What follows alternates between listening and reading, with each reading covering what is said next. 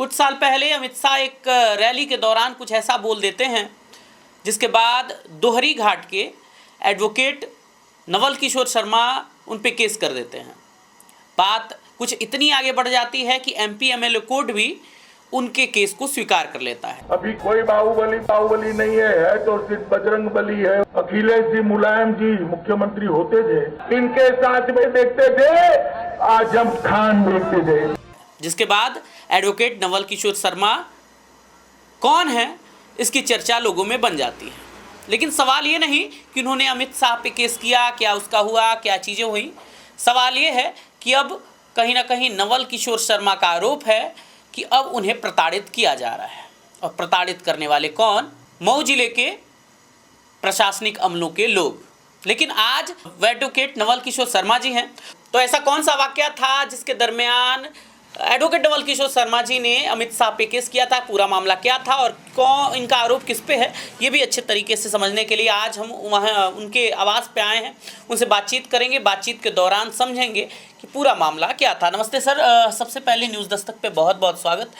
सवाल मन में आता है कि 2022 के दौरान आपने एक केस दर्ज किया था। उस केस के दौरान एमपी एमएलए कोर्ट ने आपकी याचिका को कहीं ना कहीं स्वीकार भी कर लिया था। हालांकि तमाम अड़चनों के बावजूद अभी भी केस चल रहा है, बातचीत हो रही है उस पर। पूरा मामला क्या है, अब क्या स्थिति है, क्या चीज़ें हैं, और आपका आरोप है कि कोई आपको प्रताड़ित कर रहा है, कोई अफसर आके आपको प्रताड़ित कर रहा है। पूरा मामला क्या है सर? शुरू से बताइए, किस तरीके से वो मामला सबसे पहले हाईलाइट हुआ, क्या चीज़ें हुई, क्यों केस किया था उस समय आपने? मामला 2 फरवरी 2022 का है। एक विवादास्पद टिप्पणी माननीय अमित शाह जी ने, गृह मंत्री ने दिया था, जो हमने दैनिक जागरण अखबार के जरिए पढ़ा था और तमाम चैनलों पे भी हमने सुना था और हमारे माध्यम से तमाम लोगों ने सुना। वो बयान क्या था? बयान वो बजरंग बली जी के संदर्भ में था। अच्छा। उनका ये कहना था कि जिस प्रकार से आज़म खान और अतीक अहमद, मुख्तार अंसारी किसी पार्टियों में बाहुबली और आपराधिक छवि के लोग उनकी पार्टी में हैं, तो हमारे पास बजरंग बली हैं। तो कहीं ना कहीं उन्होंने बजरंग बली की तुलना एक सामान्य लोगों से की थी, जो कि कतई एक जो बजरंग बली के अंदर आस्था रखने वाला, चूँकि मैं बजरंग बली का भक्त भी हूँ और धार्मिक इस चीज़ों से भी, और एक उन्होंने उच्च पद पे वो बैठे हुए, उन्हें सोच समझ के बोलना चाहिए। और एक लीगल एडवाइज़र होने के नाते कानून के लिए हमने ये अपना समझा कि कानून की नज़र में सब बराबर होने चाहिए, और इन्होंने कानून गलत बोला है। उस नाते मैंने उनको लीगल नोटिस भेजी थी। मैंने उनको लीगल नोटिस में कहा भी था कि आप अपनी बातों को वापस ले लीजिए। तो मामला उन्होंने नोटिस को भी रिसीव किया, उसका जवाब भी नहीं दिया। तो कहीं ना कहीं ये मामला कानूनन गलत बनता है। कितने सालों तक चला ये? 3 सालों तक लगभग ये मेरे ख्याल से चला। जब मैंने इस पर मुकदमा दायर किया, परिवाद दाखिल किया मऊ कोर्ट में, तो ACGM court Mau MP MLA ने खारिज कर दिया, ज्यूरिडिक्शन यानी क्षेत्राधिकार के आधार पे। उन्होंने केस को ख़राब नहीं कहा, क्षेत्राधिकार बताया कि मामला बदायूं से जुड़ा हुआ है। फिर हमने रिवीज़न अप्लाई की, रिवीज़न हमारी अलाउ हो गई, अमित शाह जी को नोटिस भी इशू हो गई। मामला दबा रहा। फिर 3 साल बाद, लगभग 2-2.5 साल बाद करीब, वो फिर दोबारा उनको नोटिस पड़ा। और जिस दिन से नोटिस इशू हुई, दोबारा उनके वकील को आना पड़ा। उस दिन से मुझे मानसिक और शारीरिक रूप से परेशान किया गया। मेरे पास उसके कोई एविडेंस नहीं है जिसको मैं आपके सामने दे सकूं, लेकिन मेरे पास एक एविडेंस, उन्होंने जब इकोनॉमिकल जब मेरे अंदर कुछ नहीं पाया, तो फिर मेरे भाई की एक दवा की दुकान है। अच्छा। जो अभी कुछ सालों पहले खुली है, 1 साल पहले। तो उन्होंने दवा के जांच के नाम पे ड्रग इंस्पेक्टर आए थे और उन्होंने कहा कि हमको डीएम साहब ने भेजा है। उस वक्त मैं मौजूद भी था, कोर्ट बंद थी, मैं दुकान के पास खड़ा था अपने भाई के, और मैं कहीं जा रहा था। वो स्पेशल आया, मुझसे बात करने लगे, जबकि उनको बात करनी चाहिए थी दुकानदार से, या दुकानदार से कुछ कहना चाहिए था। अच्छा। तो उनकी पूरी मंशा जो थी, वो दुकान मेरे भाई की डरा के, जो भी कह लीजिए उसको, जो है मुझे उस मुकदमे से पीछे हटने के लिए वो डीएम साहब का नाम लेकर के, जिलाधिकारी मऊ साहब का, जाके आप मिल लीजिएगा। यानी अगर उन्हें बात करनी चाहिए थी, कोई ना कहीं दवा के बारे में बात करनी चाहिए कि आपके यहाँ क्या क्या चीज़ें हैं, ये सब चीज़ें, लेकिन उन्होंने उसके संदर्भ में नहीं बात की। और नहीं, बिल्कुल नहीं। उन्होंने मुकदमे के संबंध में बातें की, और लास्ट में उन्होंने कहा कि डीएम साहब से आप मिल लीजिएगा, वरना आपके आर्थिक कारोबार पे प्रभाव होगा। तो भाई, मेरे भाई की बात थी, चूँकि दुकान भाई की है तो परिवार से जुड़ा हुआ मामला है, तो खैर मैं डीएम साहब के पास गया भी। डीएम साहब ने जो है ये मैंने पूछा भी, सर मुझे आप बुलवाए थे? डीआई साहब ने कहा था। हालांकि इसके पहले भी डीएम साहब के नाम से मुझे तमाम फ़ोन वगैरह आए थे, लेकिन मैंने इस बात को गलत समझा था कि हो सकता है कोई हमको गलत बुला रहा हो, लेकिन इस बात सच निकली। डीएम साहब ने हमको बुलाया भी, बात भी किया और कुछ कहा नहीं। उन्होंने बस यही कहा कि कोई दिक्कत तो नहीं ना आपको है? तो मैंने कहा सर भाई की दुकान है तो मुझसे दिक्कत, अब मेरे नाम पे जब उसको प्रताड़ित किया जाएगा तो तकलीफ मुझे होगी, क्योंकि भाई मामला परिवार का है और किसी की रोजी रोटी से जुड़ा हुआ है। तो मेरी वजह से मेरे भाई पे दिक्कत पड़ेगी तो फिर मुझे तो आना ही पड़ेगा। उनकी मंशा पूरी वही थी कि मुझे डरा धमका करके भाई के नाम पे, परिवार के नाम पे। आपके साथ पास सीसीटीवी फुटेज भी है उसकी? जी, और वो जब ड्रग इंस्पेक्टर साहब दुकान पे आए थे जांच करने, तो हमारी दुकान पे और घर पे हर जगह कैमरे लगे हुए हैं। तो संयोग से वो, चूँकि हमारे साथ इतनी घटनाएं हो चुकी थी कि हमें कैमरा मजबूरन लगवाना पड़ा। अच्छा। तो कभी साक्ष्य की ज़रूरत पड़े तो हमारी बात कौन मानेगा। तो ड्रग इंस्पेक्टर साहब को कैमरा या तो जानकारी न रही हो या ओवर कॉन्फिडेंस में रहे हो, अपने डर का वो दिखा करके, पद का दुरुपयोग दिखा करके, तो वो सारी बातें उनकी रिकॉर्ड हुई हैं, जिसमें उन्होंने बिना मतलब की बातें मुझसे करी हैं और कहा है कि आप समझ जाइए, आपका आर्थिक नुकसान होने से बच जाएगा, फालतू के विवाद से दूर रहिए, विवाद करने से पहले नफ़ा नुकसान देखना चाहिए, सोचना चाहिए, परिवार को पहले आगे रखिए। अच्छा। कोई आपको बचाने नहीं आएगा। तो मैंने फिर उन्होंने डीएम साहब का नाम लेके कहा कि डीएम साहब से आप जाके मिल सकते हैं और मिल लीजिए, तो आपका नुकसान होने से बच जाएगा। उनकी यही कुल पूरी 4.5-5 घंटे थे वो, उनकी पूरी क्लिप मेरे पास है, लेकिन उसमें तमाम जगह पर उन्होंने क्या क्या बोला है, लेकिन जो इम्पोर्टेंट वर्ड थे मैंने उसको जो है निकाल के रखा है। अब पूरी मेमोरी मैंने रखी है उसकी। मुद्दा वही था जो आप समझ गए, ठीक है। और मेरा ये कहना है बिजनेस को बिजनेस की तरह देखिए, उस प्रोफेशन को प्रोफेशन की तरह रखिए। और विवाद उत्पन्न करने से पहले जो है विवाद के लाभ हानि देखना चाहिए। मैं कह रहा हूँ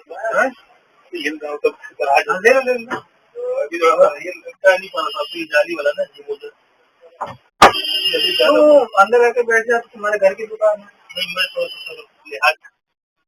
यदि विचार बने तो एक बार मिल लीजिएगा।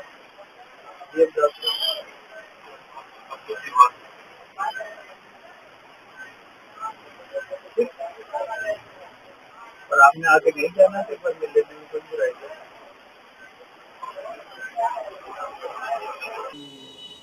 कहीं ना कहीं आपका कहना है कि कहीं ना कहीं पीड़ा पहुंचाई जा रही है, प्रताड़ित करने की कोशिश की जा रही है। जी, वो ड्रग इंस्पेक्टर के आने का वो जो तरीका था मुझे वही उसी समय लग गया। मैंने चूँकि नॉर्मली वे में ऐसा पहले भी हुआ है, पहले भी तमाम तरीके से SHO के माध्यम से 2022 में, फिर दोबारा भी जल्दी GST के दुकान पे छापे पड़े भाई के।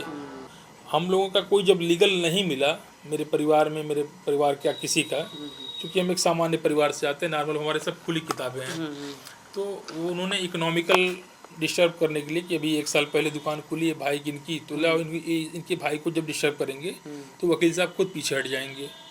लेकिन मैं ये कहना चाहता हूँ कि जब हमने कुछ गलत नहीं किया है, आप हमारी जांच तमाम करा चुके हैं और कुछ नहीं पाए हैं, तो मेरे ख्याल से उस दिन जांच में भी कुछ नहीं मिला और जांच की मंशा के बजाय वो उनकी मंशा धमकाने की थी।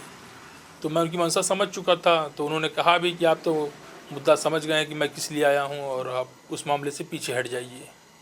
यानी सीधे सीधे उन्होंने अमित शाह के मुकदमे से मुझे दूर रहने के लिए कहा है। तो अभी उसको लेकर आपने जो लीगल नोटिस भेजा था उसके बाद उनका क्या हुआ? कोई जवाब नहीं आया। तो जाहिर सी बात है कि एक प्रक्रिया होती है परिवाद कोर्ट में दाखिल करने की, तो हमने फिर SO और SP को एप्लीकेशन दी। फिर बाद में जो प्रक्रिया न्यायिक प्रक्रिया होती है हमने उसका पालन किया और उसके थ्रू हमारी जो केस है वो कोर्ट ने एडमिट करके ट्रांसफ़र किया और जो कार्रवाई होनी चाहिए थी सारी प्रक्रिया का हमने पालन किया। बीच बीच में हमें तमाम तरीके से धमकियाँ मिलती रहीं, उसको हमने वो, चूँकि हम नहीं कह सकते धमकी मिली क्योंकि हमारे पास कोई एविडेंस नहीं था, न है मेरे पास मैं दिखा सकूं। लेकिन जब ये बात मामला इस समय का जो है 29 दिसंबर का, जो जिसके पास मेरे पास CCTV रिकॉर्डिंग है कि वह अधिकारी जिसका काम है दवा की दुकान का जांच करना, चूँकि मेरे भाई की दुकान है दवा की, किसी के भी परिवार पे जब आफत पड़ती है तो वह व्यक्ति जरूर थोड़ा सा झुकता है। तो उन्होंने जब देखा कि इनका कोई ऐसा कुछ कृत्य नहीं है जिसमें इनको फंसाया जा सके, वापस कराया जा सके, मुकदमे में इनको दूर किया जा सके, तो उन्होंने मेरे नई खुली दुकान जो मेरे भाई की है उस पर अटैक किया और पूरा प्रोसेस जांच की बजाय मुझको धमका करके जिलाधिकारी से मिल करके मुकदमे में पीछे हटिए, वरना आपका व्यापार, आपके भाई का व्यापार खराब कर दिया जाएगा। मेरी जो प्रक्रिया थी, मुझे लगता है कि प्रशासन और खुफिया विभाग के लोगों को पता लग गया कि ये हाईकोर्ट की तरफ रुख कर रहे हैं अपनी मऊ की अदालत के आदेश के विरुद्ध। तो पूरी प्रक्रिया, ये जो धमकी की प्रक्रियाएं चल रही हैं पिछले 1 महीने से, वो सारी प्रक्रिया मुझे हाईकोर्ट जाने से, रीट दाखिल करने से रोकने की है। लेकिन मैं डरने वाला नहीं हूँ, ना हमारे कुछ परिवार में गलत काम होते हैं। मैं एक मज़दूर का बेटा हूँ। मेरे पिताजी आज भी मोटरसाइकिल के मिस्त्री हैं, मज़दूर हैं। मेरा भाई अभी छोटा कारोबारी है, इतना बड़ा कारोबार भी नहीं है कि इनकम टैक्स, सेल टैक्स जो भी छापा डालने थे डाला लोगों ने, प्रशासन ने डलवाया, लेकिन हमें 1 रुपये का आरोप नहीं मिल सकता है क्योंकि हम अभी मध्यम वर्गीय परिवार से हैं, नीचे उठ रहे हैं, नीचे से ऊपर उठ रहे हैं। तो प्रशासन ने जब नहीं पाया तो फिर किसी के पेट पे जो कहते हैं लात मारना, तो भाई की बात आएगी तो कोई भी बड़ा भाई डरेगा।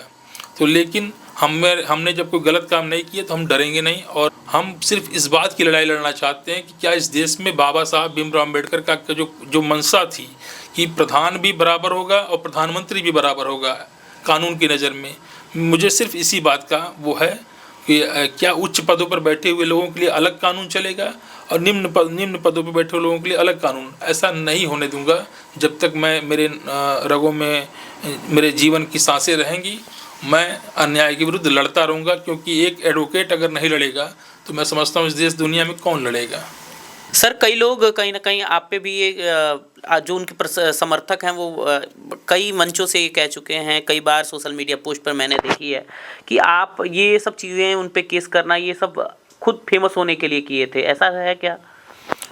नहीं, बिल्कुल ऐसी कोई बात नहीं है। यहाँ मामला धर्म से संबंधित है और वो ऐसे पद पे हैं कि उनके ऊपर कार्रवाई तो चुनाव आयोग को करना चाहिए था। उन्होंने भारतीय संविधान की शपथ ली है, गरिमामयी पद पे हैं। अगर उनके बोलने से, उनके कृत्यों से हमारे देश की पहचान पे असर पड़ता है तो क्या समझिए कि जब ऐसे पद पे बैठे हुए व्यक्ति ऐसा कार्य करेंगे तो कानून का भय, जब उनके ऊपर कार्रवाई कोई आयोग नहीं करेगा, जो भी संबंधित आयोग हैं, तो क्या एक विधि व्यवसाय होने के नाते मैंने सिर्फ मेरी यही गलती थी कि मैंने कानून के बराबर, जैसे हर आदमी बराबर है कानून के भारतीय संविधान में, मैंने ये समझ करके कि नहीं, मैंने लीगल नोटिस भेजी थी उनको। एक जो प्रक्रिया होती है कि मैंने लीगल नोटिस से कहा था कि आप अपने बयान को वापस ले लीजिए। लेकिन बयान क्या था, एक बार फिर से बता दें। वह बयान बजरंगबली के संदर्भ में था। उन्हें अपमानित करने की नीयत से वोटों के ध्रुवीकरण करने के लिए उन्होंने आजम खान, अतीक अहमद और मुख्तार अंसारी से बजरंगबली की तुलना की थी।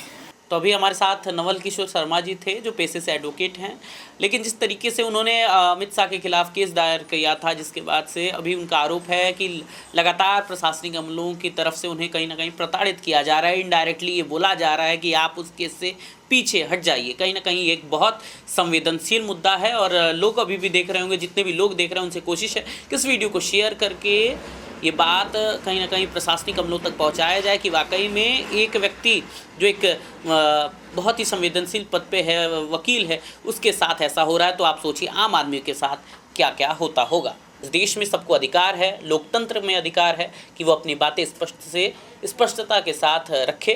कैमरे के पीछे विवेक है और आप न्यूज़ दस्तक देख रहे हैं। वीडियो को देखिएगा, वीडियो को शेयर जरूर कीजिएगा। बहुत बहुत धन्यवाद।